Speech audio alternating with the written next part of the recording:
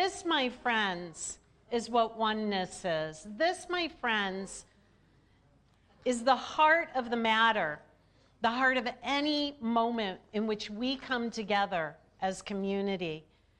It's an outward experience of an inward truth that there are really no walls between you and me, between my brothers and sisters and me, between countries, truly. But more importantly, and what I'm usually speaking to, is that there are no walls within you.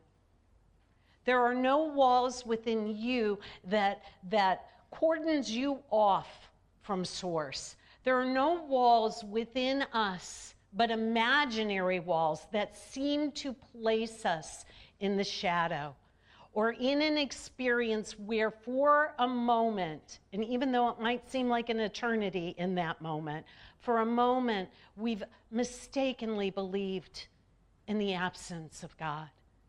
We've mistakenly believed in the absence of love. And our entire journey is to dissipate, to see beyond that wall as simply an illusion of fear or separateness.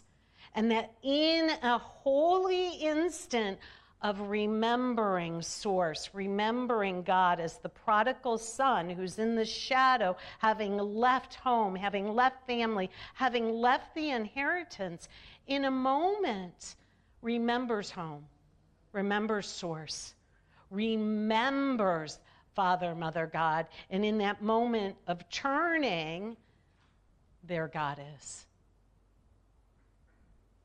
Without asking, why'd you leave? Without asking for an explanation, without punishment. In that moment, it's complete. In that moment, there are no walls. And that is the conversation today, birthing the mind of Christ. We're going to lighten up, literally bring the light, allow the light that is already there, already inherent, to have free flow in our lives. And I wanted to begin, well, I didn't know that's where I was beginning, but it's a good place to begin, and it's perfect with your reading, the reading today about the cosmos. When I teach prayer, the very first step of prayer is actually recognizing what God is. And sometimes it can feel really hard in our day-to-day life to really palpably, really experientially understand the infinite nature and the magnitude of this concept of a God consciousness. And sometimes we use nature, and why wouldn't we? Because nature is God's creation as well, as are we. And so the idea of contemplating things that are bigger than us. And I couldn't think of anything bigger, and hearing news of the telescope that has been released this week. I actually think this is a recent picture of the cosmos. And I had to look up some words because I wanted to have a better understanding. But the cosmos refers to the entire observable universe. It's everything. It's all matter, all energy, space, time, and it includes galaxies and stars and the planets and gases and dust and dark matter and light matter. It includes everything. And just a little snippet of what we learn about it is that there are trillions of galaxies, and that within a galaxy like our own, there's about the Milky Way, about 100 billion to 400 billion stars, big, billion. I mean, the magnitude of it, and that it is continuously expanding, at least for now, it seems to be. And that in the larger galaxies, there are 100 trillion stars, each of them a beacon of light, each of them representing something eternal, something that may have been illuminated millions and millions of years ago, but we're seeing and beholding them now. And that in this, there is something called, some phrases and words catch me from a spiritual context, a cosmic web. I love that. A cosmic web. A cosmic web is, it seems like it might be random, but it isn't. It's actually orchestrated. It actually has an order to it, and that it forms an immense cosmic web of filaments, of all these individual filaments. And sometimes when I think of God, when we think of words like infinite, expansive, eternal, ever-expanding realm of the all that is, everything that is, all that is in between and beyond, that which is seen and unseen, God is. That's how vast and big this power and this presence is. And what's so interesting is that there are patterns in nature. And I love the phrase, as above, so below, as within, so without. And that we can see these patterns in nature, that the earth itself has a circulatory system like our body does, a respiratory system in the atmospheric circulation, a nervous system that actually communicates. It says in this research, nature loves branching, loves that webbing. Arteries, veins, think of trees and the roots. We've talked about how there's communication. We've talked about rivers, how you follow this creek that leads to the river that leads to this waterway that leads to the vastness of the ocean itself. And you know, the lungs have branches, lightning branches. We've seen lightning recently. I don't know if you have, I have, where it just branches out. And so I love this idea of a cosmic pattern. And when we talk about birthing Christ, we're not actually making something happen. We're allowing something that already is to emerge. And instead of taking the back seat, begins to sit in the front seat, gets behind the wheel, starts driving the car, instead of the fearful ego mind, who belongs in the back seat as a little Riley, little passenger in this experience. But we let the Christ in us lead, and this Christ in us is like one of those stars in the galaxies, and it's within each of us. And it's like humans to think, oh, it's only within us. But I believe it's within all of life.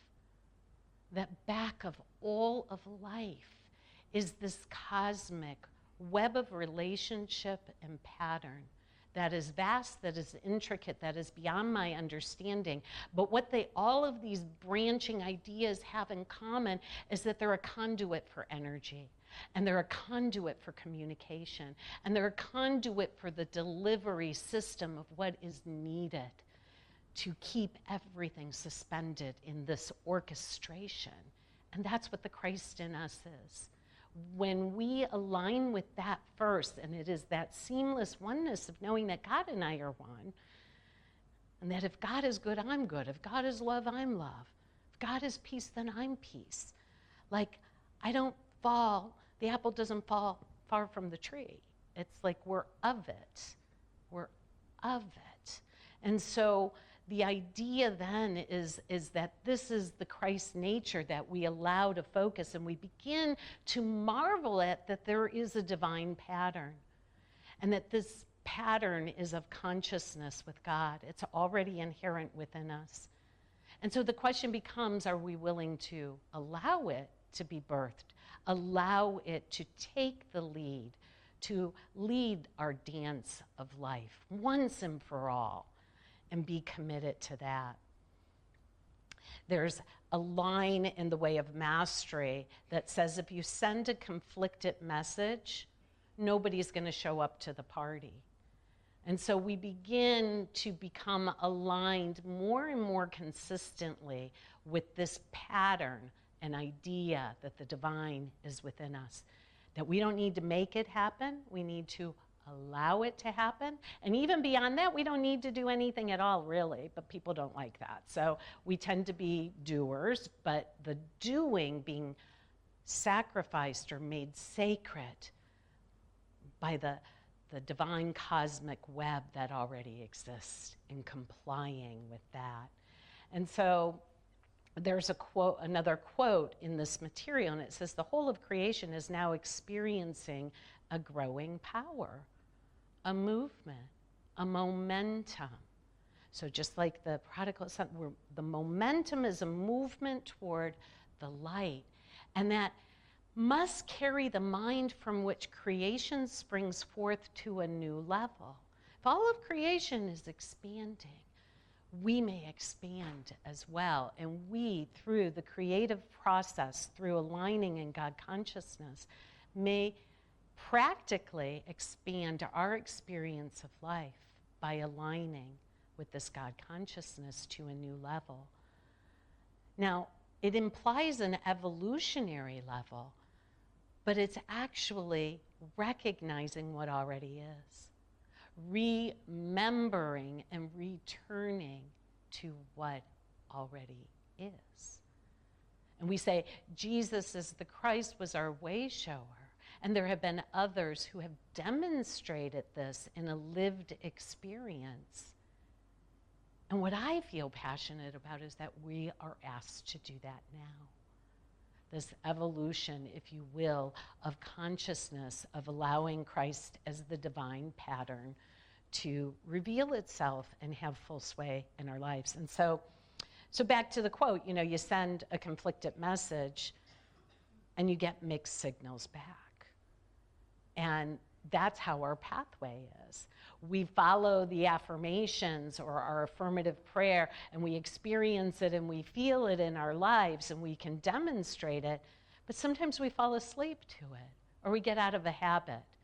If you have a meditation habit every morning and then something shifts, maybe you go on vacation, or maybe you have a business project that takes you out of a habit, of a practice.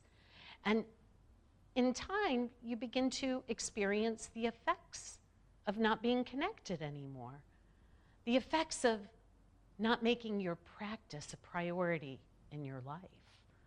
I know that happens to me, and I can always trace my discontent or my mistaken belief in the absence of the presence of God in moments when I'm just not practicing. And so we are a practicing spiritual pathway here. In this very chapter, lesson 7, Yeshua says, I promised you I'd always be with you. I promised you I would always help you. I would guide you. I promised you that. And though I may not be in a body right now, you can invoke the energy of the Christ principle and presence, and you may identify it as the one named Jesus. That's all beautiful, but at some point, even though I might carry you sometimes, at some point, you must walk upon the earth in your own body with your own feet as Christ. And that's what we're being asked to do. And you know what? I always say, take note, because you're doing it a lot all the time anyway. Begin to catch yourself being loving. Catch yourself being kind. Catch yourself aligning in this consciousness, and start telling that story to people. Instead of telling exclusively shadow stories or stories when you think you failed. Begin to keep a journal of all the ways you were Christ this day, all the ways you extended your hand, your heart, a prayer, a good thought to someone, and especially to yourself. We used to keep gratitude journals, and those are very helpful. I used to have an Atta-girl journal because I was so hard on myself. And I'd list my little Atta-girls.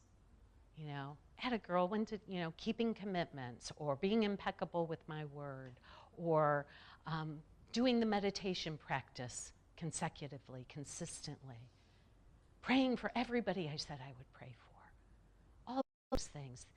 Think of all those ways that you already are in the divine flow of this cosmic web and design called you and us. So what takes us out? And we've shared this before, and I'm just going to bring it up briefly. But that's a blade of grass, and I call this the parable of the blade of grass. Now, because I think it's so important for you to receive it as it is written, I am going to read it to you. And you can meditate on this blade of grass or contemplate this however metaphysically it's going to reveal itself to you. How is this meaningful in your life? Or do you just think it's crazy and you don't get it? Because when I first read it, I didn't give it much thought. Kind of taken root a little bit. So the shadow of fear, it begins with a question: what then could ever possibly arise to obstruct the truth that is true always? We take a breath here. There is an ancient forest somewhere on your planet, a forest high in a rugged mountain valley, so rugged that no one has ever been there. Unknown to the minds of humanity, life goes on in the forest. Deep within the heart of this forest, this morning, a little tiny blade of grass seemed to be tossed by an unseen wind. And as it was tossed just for a fragment of a moment, so subtle and soft was this wind, that as the sunlight played against this blade of grass, it cast the smallest of conceivable shadows on a stone that lay just a little bit away from the blade of grass. No one noticed. The shadow had no effect. The rock didn't even notice. No one on the planet noticed. No one in any of the heavens noticed except me. I needed something to build a story around. Shadow cast by a little blade of grass momentarily wiggled in a wind in some remote forest has virtually no effect on the turning of the planets, the creation of new suns, and certainly not one trace of effect on how deeply your Father, God, loves you. That little shadow is what you have given power to. And it seems to be able to obstruct the truth within you from being lived. For a moment, you gave that tiny little shadow power. And in that very moment, fear was born. Fear is always a contraction from love. And fear makes you smaller than the blade of grass that momentarily seems to cast a shadow, and therefore obstructs your recognition of the warmth of the sun that bathes you always. I know I've built stories around a tiny little shadow like that. And I've crafted those stories, and I've told them over and over and over and over again. I've had friends during certain times in my life, I'm certain, when caller ID came into existence, didn't answer the phone or may have exited the area so as not to hear my story again. As we progress in life, maybe those stories aren't so obvious anymore. And the question becomes, where have I limited myself in being the light of the world because of some little shadow or story that I've built my belief system around? and made it mean something about me or you or the world? Where have I given my power away? These are questions for you. I'm doing it humbly, first person. But these are questions for us. Where have I given my power away? Where have I imagined a power existed other than God? Other than God as source, that which created that, all that is, those galaxies and us and all of creation. Where have I put a little shadow and said it was powerful before that? Where have I imagined the absence of the presence of God? Have I imagined it in a relationship? Have I imagined it in my work? Have I imagined it in this church? As I said last week, based upon perhaps some metrics that have been decided are what leads to success, when what we have now learned is that success, and the only place of success comes when we are dedicated to being the presence of love. And when we place all that first, all those little shadows disappear because we've taken them to the light. We've lightened up, we've plugged into source, we've unplugged from believing our power's out there, plugged into source, and we can begin again. And guess what? Time collapses. You're right where we're all right where we're supposed to be. Everything that's ever happened, all the little shadows we've conjured up have all been perfect because they contribute to our pathway home. And the gift is that they've just shown us where we for a moment believe the little shadow more than we believe the allness of God. Yeah, you know, this makes sense, right? Like in this context. And then the practice is to walk it moment by moment, breath by breath, relationship by relationship, interaction by interaction. And the lightening up piece is that we can have fun now that we know what's true. Now that we are remembering. And so this is really always what the choice is. And this is such a scary slide before we get to fun. I got a fun one in a minute. But like at every moment there's a choice. And the choice is, are we going to choose love and forgiveness? Because every time I've judged you as a shadow in some way, or somehow blocking my good, or sometimes an annoyance, or sometimes whatever, every time I've done that, I've chosen hell. But I can choose forgiveness any moment too. And I can forgive my own judgment. I can let go of my own judgment and choose love. Now hell, you know, you've got hell in this chapter has a great definition of hell. It's that ruttedness. It says it's a ruttedness in a thought system where you are continuously abusing yourself, saying that you are not what God created you to be. You're making up a story, a shadow, of how you're not as God created you to be, not as love, not as peace, not as joy, not as an orchestration of the all that is according to a divine pattern that we can't make up, but we can allow.